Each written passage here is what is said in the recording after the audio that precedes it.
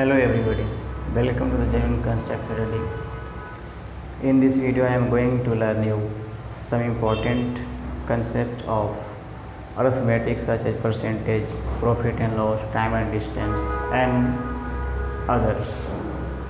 तो देखिए इस वीडियो में हम लोग देखते हैं कुछ इम्पोर्टेंट कंसेप्ट को, फिर इसके आगे वाला वीडियो में इसी के बेस्ड पे हम लोग कुछ सवाल को देखेंगे। तो इस वीडियो को ज़रूर देखिएगा, नहीं तो फिर इसके बेस्ड पे जो सवाल हम लेंगे आगे वाला वीडियो में वो आप नहीं समझ पाएंगे।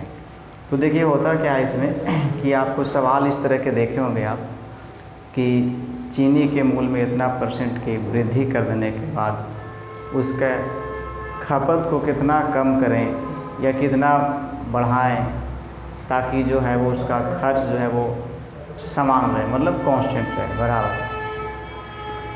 और भी बहुत तरह के एक नंबर को इतना बढ़ा दें, इतना घटा दें, या फिर किसी नंबर से एक नंबर को इतना बढ़ा दें और तीसरा नंबर को इतना बढ़ा दें।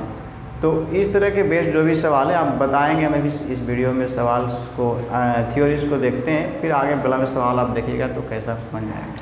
तो देखिए ई है आपका एक्सपेंडिचर, ई है प्राइस, ई है क्वांटिटी। जैसे मान लीजिए कि आप कोई चीनी है, जैसे चीनी उनी है मान लेके ख़रीद रहे हैं, या फिर कोई भी ये चीज़ जिसका मान लेते हैं कि प्राइस है P और उसका क्वांटिटी मतलब कितना आप खरीदें, 5 किलो 10 किलो कितना खरीदें, आई एक्सपेंडिचर हुआ। तो एक्सपेंडिचर क्या होगा, प्राइस गुने क्वांटिटी होगा। जैसे मान लीजिए आप कि हम 2 किलो चीनी खरीदें, 40 रुपये केजी देता है, तो हमारा खर्च कितना हुआ, 40 दूनी 80 रुपया टोटल, ठीक है। मतलब 40 रुपया चीनी के दाम था 1 किलो का, 2 किलो ख़रीदे हम, तो कितना 80 रुपया खर्च हुआ टोटल। तो यानी कि एक्सपेंडिचर जो होता है वो product of quantity and price, ठीक है। तो देखिए, तो अगर मान लिया जाए कि सवाल में दिया रहे कि एक्सपेंडिचर को आपको कांस्टेंट रखना है, जैसे इसमें देखिए, और प्राइस मान लिए P1 है और इसमें क्वांटिटी हमने Q1 ख़रीदा, इसमें प्राइस P2 है और इसमें क्वांटिटी हमने Q2 ख़रीदा। क्वांटिटी का Q से रिप्रेजेंट करें, ठीक है। तो इसमें देखिए क्या कि दोनों एक्सपेंडिचर इसमें क्या है, कांस्टेंट है, तो इसको हम यहाँ से लिख सकते हैं ऐसे कि P1 गुने Q1 बराबर P2 गुना Q2, है कि नहीं, चूँकि दोनों एक दूसरे के बराबर है। तो यहाँ से आप देखेंगे तो P1 बटा P2 बराबर Q2 बटा Q1 आ गया, ठीक है। इसका मतलब है कि P1 रेशियो P2 बराबर Q2 रेशियो Q1। अब देखिए इसका सीधा मतलब क्या है, अभी आपको समझ में नहीं आ रहा है क्या, ऐसे नहीं है, इस पर सवाल जब हम कराएंगे तो समझिएगा ठीक से इसको, लेकिन उससे पहले थ्योरी थोड़ा सा समझा देते हैं, नहीं तो डायरेक्ट सवाल लेंगे तो आप समझ नहीं पाएंगे इसको फिर।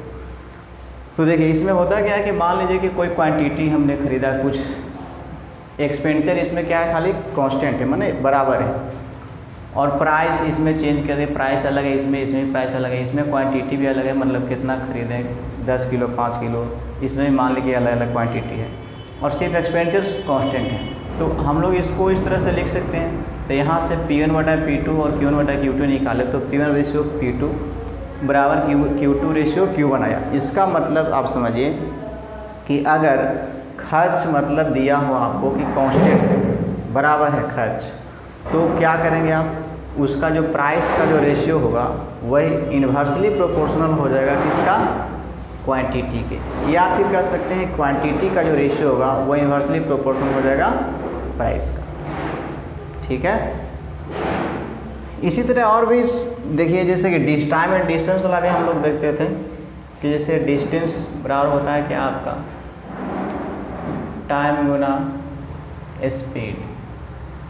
तो मान लें कि इसमें एक टाइम T1 था और स्पीड S1 था, और इसमें डिस्टेंस वही है, इसमें टाइम T2 है, स्पीड है S2। तो यहाँ से आप लिखेंगे तो क्या, देखिए दोनों बराबर हो जाएगा। इसमें लिख सकते हैं इसको हम लोग T1 गुने S1 बराबर T2 गुने S2, यानी कि यहाँ से लिखा जा सकता है T1 बटा T2 बराबर S2 बटा S1, यानी कह सकते हैं हम लोग T1 ratio T2 is equal to S2 ratio S1। मतलब कि डिस्टेंस अगर कांस्टेंट, ठीक है, डिस्टेंस अगर कांस्टेंट हो तो हम लोग कह सकते हैं कि टाइम का जो रेशियो होगा या फिर टाइम जो होगा वो इन्वर्सली प्रोपोर्शनल हो जाएगा आपका स्पीड का, या फिर स्पीड का रेशियो जो होगा वो इन्वर्सली प्रोपोर्शनल हो जाएगा टाइम का। ठीक है, इन्वर्सली मतलब उल्टा। जैसे ऐसे समझिए, अगर मान लीजिए कि क्वांटिटी के रेशियो या फिर प्राइस का रेशियो अगर 5 और 4 है, तो क्वांटिटी का रेशियो क्या हो जाएगा, इसका उल्टा, मतलब 4 और 5। इसी तरह मान लेते हैं कि टाइम का रेशियो दिले आपका 8:7 दिले, तो इसका अगर स्पीड का रेशियो अगर हम पूछें तो आप क्या बताएंगे, 7:8। कब, जब इसका डिस्टेंस कांस्टेंट हो और इसमें एक्सपेंडिचर हो कांस्टेंट, तब। समझ रहे बात को? तो ये बात है। और अब देखिए अलग कंसेप्ट को कुछ देखते हैं। तो ये समझिए कांस्टेंट वाला में मतलब ये बहुत इंपॉर्टेंट कॉन्सेप्ट है, समझिएगा। अभी इस पर सवाल हम लेंगे काफ़ी, देखिएगा उसमें सोल्व कैसे करते हैं हम, तो देखिएगा उस समय। अब देखिए, जैसे आप समझते होंगे कि जैसे मान लीजिए परसेंटेज हमको दिया हुआ है, जैसे हम लिखें अगर 10%, ठीक है, तो इसको फ्रैक्शन में अगर हम चेंज करें तो क्या लिख सकते हैं, 1/10, है कि नहीं। अगर मान लें कि 20% लिखें तो इसको फ्रैक्शन में हम लोग चेंज करेंगे तो क्या लिख सकते हैं, 1/5। ठीक, अगर मान लें कि 30% लिखें तो हम लोग फ्रैक्शन में इसको क्या लिख सकते हैं, 3/10। समझ रहे हैं ना कैसे आ रहा है ऐसे, जैसे कि 30/100 परसेंटेज के लिए हटाएं तो 1/100 से गुना हो गया, यानी 3/10 आ गया। इसी तरह इसमें 10/100 किए परसेंटेज में चेंज करने के लिए, फ्रैक्शन में चेंज करने के लिए परसेंटेज को, तो ये हो गया। ठीक है, तो इसी तरह से बाकी कोई भी, तो इसमें आप देखिए बताना हम चाह रहे हैं आपको कि अगर इसमें हम बताएं कि अगर मान लेते हैं कि कोई नंबर है, जैसे ए है और ये बी है, ठीक। अब हम बताएं आपको कि अगर ए कोई नंबर है जिसको हम 10% बढ़ाएं, या फिर ऐसे समझिए कि ए है और ये बी है, ए का जो रेशियो है बी से 10% अधिक है। समझिएगा क्या बताएं, ए जो है, ए का जो रेशियो है वो बी से कितना है, 10% अधिक है। तो 10% का मतलब अभी हम आपको बताए हैं कि 1/10 है, फ्रैक्शन वैल्यू। तो जिससे कंपेयर करें, कंपेयर हम किससे करें, बी से, तो इसका मतलब ये बी आपका नीचे हो गया, ये तो ये बी हो गया, ठीक है। और उसको कितना कि 10% अधिक है, तो 10% अधिक है मतलब कि इसमें आप खाली इसको जोड़ दीजिए, 10 1 11। अब आप इसको चेक कर सकते हैं कि ए जो हो गया वो बी से 10% अधिक है, चाहे तो आप चेक कर सकते हैं। देखिए इससे कितना अधिक ही है, मतलब ए 1 यूनिट, कितना परसेंटेज इसको चेक करें बी से हम, तो देखिए यहाँ से आ गया 10%, यानी ए जो है वो बी से 10% अधिक है। ठीक है, जैसे कहने का मतलब आया कैसे, तो देख लीजिए, जैसे ये 10% 10 लिखा हुआ है, तो बी हमने जो भी जिससे कंपेयर करेगा उसको आप नीचे समझ लीजिएगा वही, ठीक है। अब यहाँ पे बी है तो बी को 10 हम मान लें, 10 यूनिट, ठीक है। तो इसका 10%, अगर आप 10% ए अधिक है बी से, इसका मतलब है कि आप बी का अगर 10% निकालते हैं तो कितना होगा, 10% इसका निकालिएगा तो कितना, 1/10, यानी कितना, 10/100 से गुना करेगा भाई, वही बात है। तो कितना आया, 1 आया। तो यही एक जो है ना वो एक्चुअल में यही एक इसमें जोड़ दें, तो ये अपने ऑलरेडी हर में ही रहेगा ऐसा। जैसे इसी को ले लीजिए तो इसका ही 10% ही है, इसका ही 10% ही है, इसका ही 10% ये है। अब इसमें देखिए इसका 10% करें, 20% था, सॉरी ये 20% है। तो इसको हम बोलेंगे, अगर मान लेंगे कोई नंबर ले लें ए या बी बोल लें, ठीक है, आई सी है, हम बोल लें क्या कि बी जो है वो सी से 10% कम है, यानी सी से कह रहे हैं तो सी से हम कंपेयर कर रहे हैं ना, तो सी को आप बेस मान के चलेगा, बेस मतलब नीचे वाला, ठीक है। तो ये सी हो गया आपका 5। अब इससे हम बोलें क्या कि 20% कम है, तो ऑलरेडी इसका 20% है, मैंने 5 का अगर 20% आप निकालें तो ऐसा निकालिएगा, बी पर 100, 5 से 5 कट गया, यानी 1। तो देखें 20% ऑलरेडी इसका आ गया, तो जितना जो आएगा वो ऑलरेडी इसका ही, वो जितना परसेंटेज दिया उतना वो आता ही है, ठीक है। जैसे कि आपको हम निकाल के दिखाएं, तो हम इसमें बताया क्या कि सी से बी जो है वो 20% कम है, तो अगर ये 5 है तो इसमें से 1 खाली आप कम कर दो, यानी 4। तो बी हो गया आपका 4 और सी हो गया 5 यूनिट, रेशियो इसका, ठीक है। काफ़ी इंपॉर्टेंट कॉन्सेप्ट को डील कर रहे हैं, तो समझिएगा इसको ठीक से आप। अभी देखिए, तो समझ गए कि जोड़ना मतलब जैसे कहने का मतलब ये था हमारा कि अब मान लीजिए 40% लिखें, तो 40% लिखे तो इसको फ्रैक्शन वैल्यू में चेंज करिएगा तो 2/5 आएगा। इसका मतलब कि 5 का अगर 40% आप निकालते हैं तो ये 2 आएगा। इसी तरह अगर 10 का अगर 30% निकालेगा तो 3 आएगा। 5 का अगर 20% निकालेगा तो 1 आएगा। 10 का 10% निकालेगा तो 1 आएगा। कोई भी नंबर तो कंपेयर जिससे करेगा उसको आप बेस मान लेना। जैसे हम बोले क्या कि एक, अब ऐसे समझिए कि ए है और ये बी है। अब हम बोले क्या कि ए जो है बी को 10% प्रॉफिट पे कोई सामान को बेचता है, तो 10% प्रॉफिट पे। तो समझिए सबसे पहले कि 10% प्रॉफिट पे बोल रहे हैं, तो इसका मतलब है कि 1/10 आप चेंज करेंगे इसको फ्रैक्शन में। चलिए यहाँ पे कर लेते हैं। क्या बता रहे हैं आपको हम कि ए जो है बी को 10% प्रॉफिट पे कोई सामान को बेच रहा है। तो आप समझ रहे हैं क्या 10%, इसका मतलब क्या 1/10 हो गया। ठीक, तो अब समझिएगा कि प्रॉफिट जो होता है या लॉस वो डिपेंड किस पे करता है, सीपी पे यानी कॉस्ट प्राइस पे। तो इसका मतलब है कि 10 जो हो गया आपका ई सीपी हो गया, ई जो आप देख रहे हैं 1 ई आपका प्रॉफिट हो गया। जो प्रॉफिट से कंपेयर करें कि ए जो है वो क्या बताएं, बी को एक सामान जो है 10% प्रॉफिट पे बेचता है, इसका मतलब हो गया कि परसेंटेज में हमने इसको चेंज किया। तो हम तो जान ही रहे हैं कि बी 10% का ही मतलब 10 का ही 10% एक है, समझ रहे। तो सी मतलब कि प्रॉफिट या लॉस किस पे डिपेंड होता है, कॉस्ट प्राइस पे। तो इसका मतलब है कि सीपी जो है कॉस्ट प्राइस पे डिपेंड करने का मतलब हुआ कि कितना में आप ख़रीदें उसको, इसी के ऊपर डिपेंड करेगा ना कि कितना में आप खरीद रहे हैं, कितना में बेच रहे हैं, उसके अकॉर्डिंग।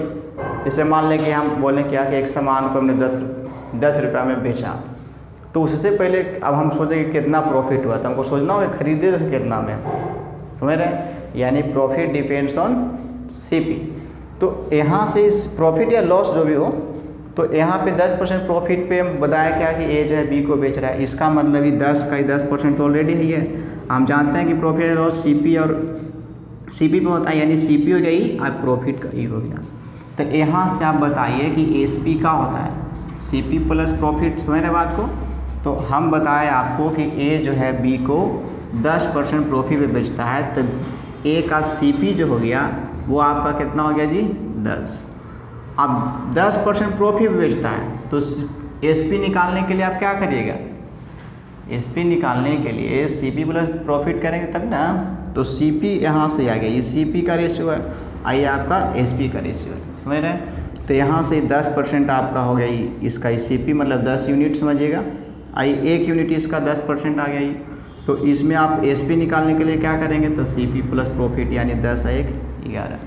थोड़ा सा ध्यान दे करके इसको वीडियो को देखिएगा, ठीक है, तो बेहतर आप समझ पाएंगे। क्योंकि इंपॉर्टेंट कंसेप्ट है जो कि सवाल जब हम आगे डील करेंगे तो वहाँ पे ये चीज़ हम नहीं बता रहे होंगे, ठीक है। तो आगे देखिए, समझ गया कैसे हो रहा है। अब यहाँ पे आप चेक कर सकते हैं कि प्रॉफिट हो रहा है कि नहीं 10% इसको। तो देखिए यहाँ पे इस, तो ये देखिए सीपी और ये एसपी है। तो सीपी को हम क्या बताएं 10 यूनिट, आई प्रॉफिट अभी कितना आया 11 यूनिट। कितना यूनिट फ़ायदा हो रहा है, 1 यूनिट का प्रॉफिट। अब प्रॉफिट परसेंट निकालना है तो क्या करते हैं, प्रॉफिट बटा सीपी करते हैं, अब उन्हें 100 से गुना करते हैं हम लोग परसेंटेज में चेंज करने के लिए। तो देखिए 10% आया, समझ रहे बात को। तो यही बात है, कहने का मतलब यही था हमारा। अब देखिए जैसे हम बोले आपको कि कोई नंबर है उसको हम 30% कम कर देते हैं, तो वो नंबर जो है 70 हो जाता है। अगर 30% कोई नंबर को हम कम करते हैं तो नंबर कितना हो जाता है 70 मतलब 70। तो जैसे आप समझिए कि कितना परसेंट हम कम करें 30%, तो 30% का मतलब फ्रैक्शनल वैल्यू आप लाएंगे इसको तो 3/10 लिखेंगे, समझ रहे बात। हम आपको वेरिएशन दिखा रहे हैं कि किस तरह के सिचुएशन में आपको इस तरह के काम करना है, ये दिखा रहे हैं, ठीक है। अभी देखें आप सीपी एसपी के दिखाएं, तो हम बताएं क्या कोई नंबर है जो 30% कम कर देते हैं उस नंबर को तो 70 बन जाता है। तो अगर ये बताया क्या किसको से हम कंपेयर करें, जिसको कंपेयर करेंगे वो नीचे बेस होगा। तो अगर मान लिया कि ए है और बी है, तो पहले मान लिया कि नंबर ए था, अब हो गया बी। तो पहले कितना होता है कि बेस किससे कंपेयर करें, ए से, कि अब 30% कम करें, यानी पहले नंबर था 10 अब 30% कम की, यानी 10 का 30% तो आप जान ही रहे हैं कि 3 है ये है, तो इसको खाली कम कर देना है, मतलब कि ओरिजिनल में से 3 घटा दिए तो कितना आ गया 7। अब नंबर बन गया कितना 7। अब यही 7 यूनिट एक्चुअल में नंबर है नहीं, समझिएगा बात को, ये एक्चुअल में नंबर तो है नहीं, रेशियो है। तो यही हम बताया क्या कि 30% अगर कोई नंबर को हम लोग कम कर रहे थे तो नंबर कितना हो जा रहा था 70। तो अब बताइए कि यही जो है बी एक्चुअल में दिया हुआ कितना 70। तो 7 यूनिट दिया हुआ है आपका 70, 1 यूनिट आप निकालेंगे तो कितना आएगा 70/7 यानी कि 10। तो 1 यूनिट 10 आ गया। अब पूछे आपको कि बताइए कि दोनों नंबर का डिफरेंस बताइए, तो दोनों नंबर का डिफरेंस तो 30 हो गया। 3 यूनिट यानी 3 यूनिट के कितना 10 तिहाई 30। अगर पूछे कि ओरिजिनल नंबर बता दीजिए आपकी क्या होगा, तो नंबर आपका कितना था ओरिजिनल 10 यूनिट, तो 10 यूनिट था। यहाँ पे 1 यूनिट का वैल्यू कितना आया 10, तो 10 यूनिट का 100। ठीक, चलिए और देखते हैं। अब जैसे हम बोले क्या कि ये जो है एक सामान को 30% या 40% लॉस पे बेचता है, और तो एसपी अगर उसका दिया हुआ है आपको कि एसपी अगर दे दिए हम कि एसपी है 60, तो बताइए कि उसका जो सीपी था वो कितना था। तो कोई नंबर को हम बताया क्या कि 40% लॉस पे कोई बेचता है व्यक्ति, कोई मतलब आर्टिकल्स को, जो भी हो सामान हो, तो 40% लॉस पे। तो सबसे पहले जानने कि 40% का फ्रैक्शन वैल्यू आप निकालें 2/5। हालांकि याद रखें तो बेहतर है, मन में कर लें तो आपको आसान होगा। तो 40% कितना हो गया 2/5। इसका मतलब बताया क्या कि प्रॉफिट या लॉस डिपेंड किस पे करेगा सीपी पे, यानी ये लॉस हो गया और नीचे का हो गया सीपी। ठीक, तो हम सीपी आईएसपी का रेशियो निकाल लेंगे, क्योंकि हमको एसपी दिया हुआ है कि एसपी इतना है। इस बताया ना कि एसपी कितना है कि अगर हम कोई नंबर को 40% कोई आर्टिकल्स को 40% लॉस पे अगर बेचते हैं और एसपी आपको दिया हुआ है कि 60 रुपया है, तो बताइए कि ओरिजिनल जो उसका सीपी था वो एक्चुअल में था कितना। तो 40% लॉस पे, तो ये आपका सीपी हो गया 5। आई बताइए कि इसका 40% निकालेंगे तो 2 रहेगा ही, होवे करेगा, नहीं तो आप चेक कर सकते हैं 5 का 40% निकाले तो 2 आएगा। तो ये 5 यूनिट सीपी हो गया, तो 2 यूनिट लॉस हो रहा है, यानी एसपी कितना बन जाएगा, तो सीपी माइनस लॉस यानी कि कितना 3।